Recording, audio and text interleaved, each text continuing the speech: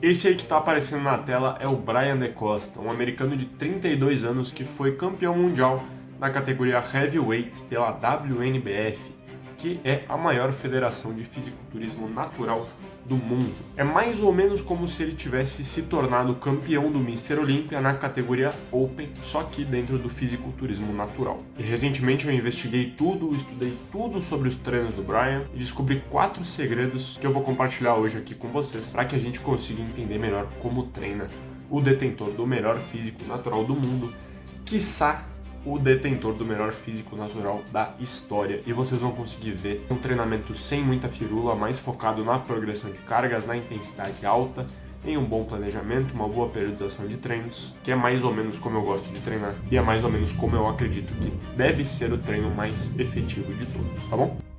Dito isso, bora pro conteúdo. Vamos fazer um formato de vídeo um pouquinho diferente aqui para testar e me digam aí nos comentários se vocês por acaso gostarem. Agora aí vai estar aparecendo minha tela, tá? Então a gente vai ter aqui praticamente uma aula, belezinha? Então algumas considerações aqui, algumas informações relevantes para que a gente consiga analisar o treino do Brian são as seguintes, tá? É muito importante que a gente entenda que ele começou a treinar em 2007, tá bom? Mas, apesar de ter começado a treinar em 2007, ele só foi subir num palco pela primeira vez em 2017. Então, 10 anos depois, e ele só foi campeão mundial aí do maior campeonato de fisiculturismo natural em 2023. Então, hoje ele tem quase 2 décadas de treino, sendo que a gente está quase em 2025, sendo que ele tem mais um histórico aí de outros esportes, tipo o futebol americano, se eu não me engano, ali na juventude antes da musculação. Então é muito tempo de treino, tá? Outro ponto que é bem óbvio e que sempre aparece quando a gente analisa o fisiculturismo e qualquer esporte de altíssima intensidade e de altíssima performance é que a genética dele é obviamente absurda, é uma das melhores genéticas do mundo e também é muito importante considerar que ele é um atleta, então ele vive para isso, ele vive para o esporte. E por que eu estou elencando esses 5 pontos aqui antes de começar o vídeo? Porque sempre que a gente faz a análise de como funcionam os treinos de outra pessoa ou como funciona a dieta de outra pessoa, é muito importante que a gente entenda que vários fatores influenciam os resultados dela, mas, apesar de serem vários fatores, isso não significa que nem todos eles estão corretos. Então pode ser que 90% do que o Brian esteja fazendo está totalmente certo, pode ser que até menos do que isso esteja correto, e tem uma coisa ou outra que ele faz que a gente pode discordar, e não é porque é o maior fisiculturista do mundo fazendo que a gente necessariamente tem que achar isso certo. Não é porque o Arnold fazia exercício tal que esse exercício é algo mágico. Não é porque um atleta X que ganhou o Mr. Olympia dava a bunda que a gente vai ter que dar a bunda e ficar gigante, entendeu? É basicamente isso, tá? Porque um ponto muito importante para a gente entender é que os esteroides e uma genética muito boa compensam muito um treino ruim ou uma dieta ruim, um planejamento ruim de forma geral. Os esteroides não se aplicam nesse caso, mas a genética sim, tá? Então quando a gente analisa atletas profissionais ou simplesmente pessoas muito grandes, que não necessariamente sejam atletas profissionais que usam esteroides, a gente tem que tomar mais cuidado ainda, tá? Porque a pessoa pode estar fazendo um treino ridículo, só que ela enche o rabo com uma quantidade tão grande de esteroides que isso acaba compensando todo um planejamento mal feito, tá? Então, vamos ter cuidado aí, não só adianta copiar tudo que alguém maior que a gente está fazendo, porque isso não vai acontecer, a gente tem que ter senso crítico, tá? Tendo isso em mente, só um recado rápido aqui, que eu tô com vagas na consultoria online, tanto a consultoria com planejamento aí de treino, de alimentação e de higiene do sono, quanto apenas a planilha de treinos individualizada, avulsa, sem o acompanhamento, tá? Para quem não sabe, a gente basicamente vai fazer uma anamnese, então eu vou entender tudo sobre a rotina de vocês, todas as individualidades, preferências e objetivos. Aí com base nisso, vocês vão receber um planejamento, tá? Tanto de treinos quanto de alimentação, como eu falei anteriormente, e ganhar um bônus ainda de um protocolo ali para que a gente consiga garantir que vocês estão dormindo e descansando muito bem, para performar muito bem nos treinos e melhorar a saúde e a produtividade de vocês. E daí, se vocês quiserem um acompanhamento 1x1, a gente faz uma consultoria, e se vocês quiserem apenas os treinos aí sem o acompanhamento, vocês têm a opção ainda de receber os treinos avulsos com base nessas informações que vão ser colhidas na anamnese, tá? Estou com vagas, o link vai estar aí na bio. Agora a gente pode sim falar dos treinos do Brian, tá? Como eu disse, vão ser 4 pontos, E o primeiro deles, que a gente consegue analisar, é a divisão de treino deles. Tá? Atualmente, ou pelo menos nos podcasts que eu ouvi, a divisão de treino que ele usa é uma divisão extremamente inteligente, que é particularmente a minha divisão de treinos preferida para quem treina 5 vezes na semana. Tá? Por quê? Porque ela consiste no seguinte: primeiramente, 5 treinos na semana, que eu acho que é a quantidade perfeita. Para quem não faz outros esportes aqui, tá? Para quem só faz só musculação, no máximo um cardio ou uma corridinha leve. Para quem treina mais vezes por semana outros esportes, tipo artes marciais, possivelmente menos treinos de musculação vão ser melhores para recuperação de forma geral. Mas enfim, no caso dele aqui, 5 treinos, então é o ideal para que a gente consiga dividir bem todos os grupos musculares e conseguir um volume de treinos ok. Ele coloca um descanso aqui após o terceiro dia, que eu acho fenomenal, após o terceiro ou após o segundo dia. Acho incrível, então descanso no meio da semana e não apenas no sábado e no domingo treinando 5 dias seguidos. E ele consegue uma frequência de 2 vezes por semana cada grupo muscular na maioria dos músculos, que eu acho excelente também. Esse debate sobre frequência, de treinar um músculo uma vez, 2 vezes ou 3 vezes por semana é bem interessante. Já falei brevemente sobre isso em outros vídeos, falo bastante no meu Instagram e vou trazer mais conteúdo sobre isso. Mas, de forma extremamente resumida, eu acho que a frequência de 2 vezes por semana por grupo muscular, eu acho a melhor de todas para a maioria dos músculos, e ele usa isso nessa divisão, que é a seguinte, tá? Ele faz na segunda-feira um treino de pernas, depois terça um treino de push, um treino de pull na quarta, descansa na quinta-feira, como eu falei ali, depois do terceiro treino. Depois ele faz um treino de pernas 2, um treino de superiores completos e descansa no domingo, recomeçando na segunda-feira com pernas 1, tá? Esse aqui seria o overview do treino. E algumas variações possíveis que a gente pode ter, eu já explico cada um desses dias, são a gente só trocar a ordem aqui e fazer, por exemplo, um push, um pull e depois um legs, ou um pull, um push e depois legs de novo, daí descansa um dia ali na quarta, depois faz membros superiores de novo e legs. E para quem treina 4 vezes por semana e quer fazer algo parecido, a gente pode fazer um push-pull ou um pull-push, descansa na quarta, faz legs uma vez por semana e um treino de membros superiores, tá? Depois descansa sábado ou domingo. Ou ainda dá para fazer essa mesma divisão, só que descansando aqui. Opa, aqui eu coloquei 2 vezes o contrário. Eu coloquei 2 vezes a mesma coisa. Aqui descansando na quinta, daí. Faz push, pull legs ou pull, push legs, descansa na quinta. Daí na sexta-feira faz um treino de superiores completos, descansa sábado e domingo e recomeça na segunda com push, tá? São variações dessa mesma divisão. Essa aqui, particularmente, é a minha preferida. Uso demais comigo, com o pessoal da consultoria. Com certeza é a que eu mais indico, tá? Extremamente equilibrada. No treino dele aqui, do Brian, no treino de pernas 1, o foco é um pouquinho maior em quadríceps, tá? Ele treina a perna inteira, então, ele faz exercícios que trabalham posterior, faz panturrilha, faz exercícios para glúteo, mas o foco de pernas 1 é quadríceps, tá? Então a maioria do treino vai ser direcionado para esse grupamento muscular, que é a parte da frente da coxa ali, para quem não sabe. No dia 2, que seria o dia de push, que para quem não sabe é o treino de empurrar, ele vai fazer peitoral, vai treinar tríceps, que trabalha muito nos exercícios de peito, e vai treinar ombro também. O tríceps também trabalha nos exercícios de ombro no padrão de desenvolvimento. Então ele treina esses 3 grupamentos musculares. E depois no dia de pull, que seria o dia de puxar, ele faz costas com bíceps e alguma variação de levantamento terra, tá? Geralmente o levantamento terra tradicional ou o RDL, que seria quase um stiff, só que com um pouquinho mais de movimentação de joelhos. Ele não faz isso para trabalhar costas especificamente, porque é um movimento que trabalha a perna. Só que ele não consegue encaixar no dia de pernas, provavelmente por causa do volume de treino, então ele acaba jogando para esse dia aqui.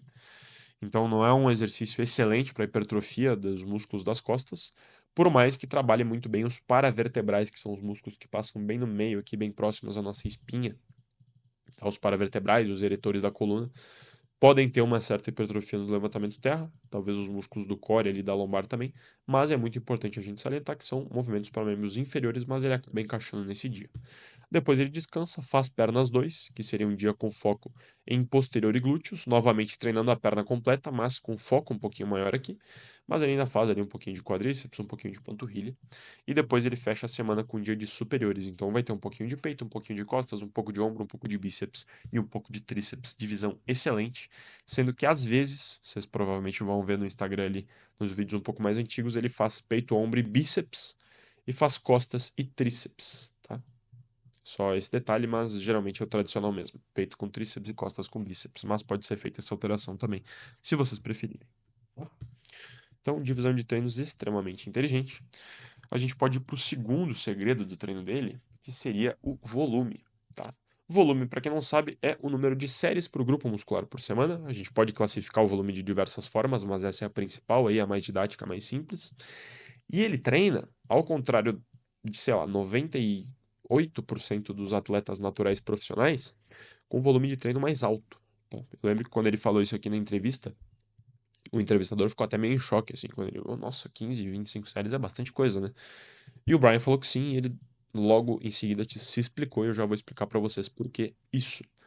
Mas antes eu gostaria de ponderar que tem gente que vai ver isso aqui, vai ver esse alto e vai estranhar. Tá? Porque alto, pra alguém que treina muito pesado, chegando muito próximo à falha nas séries, é esse número aqui, tá? 15 a 25 séries. É bastante volume, é bastante coisa. Vai ter gente aí, principalmente o pessoal hormonizado, que vai conseguir fazer um treino muito maior do que isso. Tá? Que vai fazer, 40 séries por semana. Mas isso aqui é, na minha opinião, uma loucura total. Isso aqui eu já considero um volume bem alto. 25 séries por grupo eu considero inimaginável na minha rotina. É muito inaplicável. Mas, novamente, é importante a gente salientar que são 20 séries muito próximas da falha. Então, série de aquecimento, que série submáxima, não entra nesse volume. Tá? Tendo em consideração que são séries muito próximas da falha, eu não recomendo isso aqui para ninguém, tá? O Brian só faz isso pelos motivos que vocês já vão entender. Então ele sabe que um volume mais alto vai gerar mais fadiga, vai gerar mais cansaço, cansaço entre várias aspas, né? Mais fadiga local no músculo, com maior acúmulo de metabólitos ali, que vai precisar mais dano muscular, que vai precisar mais dias de recuperação. E novamente a gente viu lá no início que ele é um cara com uma genética privilegiada, ele é um cara que vive para isso. Então pode ter certeza que a dieta dele está extremamente alinhada, que o sono dele é perfeito, que ele usa todas as estratégias para conseguir se recuperar desse volume de treino tão alto. Então alguém que trabalha 16 horas aí no chão de fábrica não vai conseguir fazer 25 séries por grupo muscular por semana e se recuperar bem entre as semanas. Isso aqui é inimaginável, tá bom? Uma das coisas que ele faz para conseguir se recuperar desse volume mais alto é ter uma periodização de treinos muito bem calculada, tá bom? Que é isso que a gente vai ver agora, que vai servir para que ele consiga recuperar a fadiga gerada por esse número tão alto de séries aqui, tá bom? E essa periodização seria justamente o ponto 3 aqui do segredo número 3, tá? E ela acontece como? Na semana 1 da periodização dele, ele trabalha com um RPE. RPE, para quem não sabe, é uma escala que significa Rate of Perceived Exertion, ou escala de percepção de esforço, uma escala subjetiva, que vai de 1 até 10, tá? Então ele trabalha nessa semana 1 com uma escala de percepção de esforço de 7. Ou seja, se um 10 for uma série até a falha, uma série de 9 vai ser uma série com uma repetição na reserva, uma série de 8 RPE vai ser uma série com mais ou menos duas repetições na reserva, e uma série de RPE 7 vai ser uma série com mais ou menos 3 repetições na reserva, tá? Ele trabalha mais ou menos aqui durante o treino inteiro, na semana 1. Além disso, ele trabalha com uma intensidade um pouco mais baixa, ou seja, um número de repetições, uma faixa de repetições para os exercícios um pouquinho mais alta, tá bom? Então, uma faixa de repetições bem grande, que ele costuma ir nos exercícios mais multiarticulares, nesse número um pouco mais alto, tá? Deixa eu diminuir aqui. Tipo, no supino ele vai chegar mais próximo de 12 a 15 mais ou menos. Em exercícios mais isolados, tipo um tríceps na polia, tríceps pull e tríceps corda, ele vai chegar mais próximo aqui do 15 a 20 repetições na semana 1, tá? Aí na semana 2, ele já aumenta um pouquinho essa escala de percepção de esforço subjetiva, já chega um pouco mais próximo à falha, já trabalha com mais ou menos duas repetições na reserva, ou seja, duas repetições antes da falha nas séries. Se vocês não estão entendendo nada disso aqui que eu estou falando, se eu estou falando grego, assistam esse vídeo que vai estar aparecendo aí na tela, que é um guia completo de 1 hora, aqui no YouTube mesmo, onde eu explico todos esses conceitos, tá? Ele trabalha aqui com uma intensidade um pouquinho mais alta, então uma faixa de repetições um pouquinho menor aqui.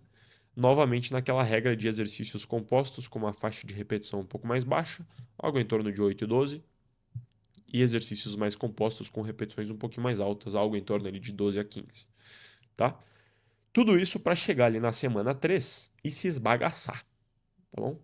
Se esbagaçar e fazer um RPE ali de 9 a 10 dos exercícios. Então ele chega muito próximo à falha, aqui com uma repetição na reserva, ou vai até a falha, com 0 repetições na reserva, em todos os exercícios, em todas as séries de trabalho, todas as 25 séries por semana que ele faz para o grupo muscular, com uma intensidade mais alta, intensidade no talo aqui, com algo em torno de 6 a 8, 6 a 10 repetições para os exercícios mais compostos e para os exercícios mais isolados, com algo em torno de 8 a 12, 10 a 12 repetições. Aqui nos isolados dos exercícios mais simples, tipo um tríceps pulley, por exemplo. Tá?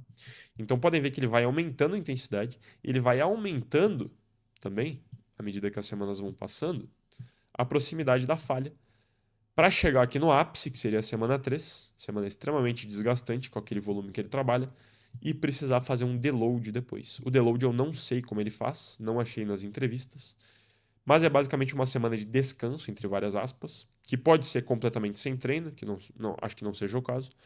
Pode ser com uma redução drástica no volume, tipo cortar pela metade, então 50% do volume, ou pode ser simplesmente manter o volume alto, mas fazer uma intensidade aqui, uma proximidade à falha muito mais baixa. Então, em vez de usar um RPE 7, ele usa um RPE 5, por exemplo. Então, fica bem longe da falha em todas as séries de trabalho. Esse deload é possível para que ele consiga voltar depois na semana 1 de novo, que vai ser a semana 5 aqui, repetindo todo esse processo, tá? Então, se a gente pegar esse volume alto que ele vai fazer nessa semana, tá? Essa semana 3, isso com certeza não poderia ser feito se ele aplicasse esse mesmo volume, essa proximidade à falha na semana 2 e na semana 1. Tá? Então a média aqui vai ser mais ou menos uma média de volume mais baixo. Tá? Então se a gente pegar aqui o total de repetições efetivas, de repetições muito próximas da falha que ele está fazendo, ela vai ser ok, vai ser normal. Tá? Porque ele não está chegando muito próximo à falha em todas as semanas, está chegando só aqui na 3 e nas outras está ficando um pouco mais longe. Aqui a intensidade é muito alta também, né? Uma intensidade de 8 e 7 RPE é muito alta, mas não é até a falha, que são coisas completamente diferentes. Tá? Então é extremamente necessário que ele tenha essa periodização milimetricamente calculada para conseguir seguir isso, esse volume mais alto. E outro ponto para finalizar, seria o quarto, seriam basicamente os 3 pilares fundamentais do treino do Brian, tá bom? Isso saindo da boca dele, tá? Os 3 pilares que ele considera fundamentais para todo mundo ter resultados com a musculação são, antes de mais nada, uma proximidade da falha nas séries de trabalho. Então, basicamente isso aqui que a gente viu. Trabalhar aí com poucas repetições na reserva nas séries de trabalho, chegar muito próximo da falha, extremamente essencial. E isso é totalmente respaldado pela ciência, porque a gente já sabe hoje em dia que a hipertrofia ela vem de uma coisinha chamada tensão mecânica, e eu falei naquela aula que eu recomendei anteriormente. Se vocês não sabem o que isso significa, vão lá assistir, tá bem no início dela, tá? Essa tensão mecânica pode nos levar para a teoria das 5 repetições efetivas, que diz que os maiores níveis de tensão mecânica, consequentemente, os maiores níveis de hipertrofia, estão nas 5 últimas repetições antes da falha, tá bom? Então elas estão aqui, ó, nessas repetições que estão sendo feitas pelo Brian, nessas 3, nessas 2 e nessa uma repetição. Tá? Que são aquelas repetições involuntariamente lentas, que a gente empurra o peso, só que está tão pesado que a série fica devagar. Tá? Que a execução fica devagar. Isso aqui é extremamente importante, a ciência já nos mostra isso, e o Brian aplica isso aqui com maestria. Tá? O segundo ponto, além da proximidade da falha, é basicamente a diversão, que eu vou falar daqui a pouquinho. Tá? E o terceiro ponto é a progressão. Tá? Então, assim, em resumo, se tu estiver treinando próximo da falha e tu estiver progredindo, e aqui com progressão a gente quer dizer progressão de cargas, ou seja, tu estiver conseguindo treinar no supino livre lá, com barra, muito próximo da falha, e tu começar a semana 1 do teu treino com 5 quilos de cada lado, e 3 anos depois tu tá fazendo com 30 de cada lado, próximo da falha aqui, com a técnica perfeita, quer dizer que tu progrediu a carga. Tá?